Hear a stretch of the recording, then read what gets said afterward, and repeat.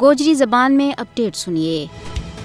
مودی حکومت کشمیریوں کی آزادی کا باز نہ دباؤ کے واسطے ہر ایک جابرانہ اتکنڈو استعمال کر رہی ہے۔ بھارت کشمیریوں کے خلاف وحشیانہ اقدامات کر کے عالمی قوانین اور اصولوں کی دجی بکھیر رہی ہے۔ اقوام متحدہ نے اپنی مختلف قراردادوں کے بچ کشمیریوں کا حق خود ارادیت نہ تسلیم کیے ہوئے ہے، لہذا بھارت کشمیریوں کی آواز دبا کے اس عالمی ادارہ کی بھی توہین کر رہی ہے۔ کشمیری پچھلا 78 سالوں دے حق خود ارادیت سے محروم رکھا ہوا ہے اور ضرورت اس گل کی ہے کہ انہوں فوری طور کے اوپر انہوں کو حق گزار کرایا جائے۔ آر ایس ایس کی حمایت والی بھارتی حکومت مقبوضہ علاقہ کے وچ ایک ناپاک سیاسی ایجنڈا کے اوپر عمل کر رہی ہے، حالانکہ کشمیریوں نے اپنا ضمیر کا اظہار اور انصاف کو مطالبہ کرنے کو فطری حق حاصل ہے۔ بھارت کی نام نہاد سب سے بڑی جمہوریت کشمیر کا لوگوں کی بنیادی آزادیاں دے انکار کر کے ان کو حق مارے جا رہی ہے۔ مودی نے یہ گل سمجھنی چاہیے کہ عوامی تحریکاں نہ فوجی طاقت کا بلبوتا کے اوپر کسی بھی صورت میں دبایا نہیں جا سکتا اور نہ ہی بی جے پی کی زیر قیادت فاشسٹ بھارتی حکومت کا غیر قانونی اقدامات جموں کشمیر کی متنازع حیثیت نہ بٹا سکے۔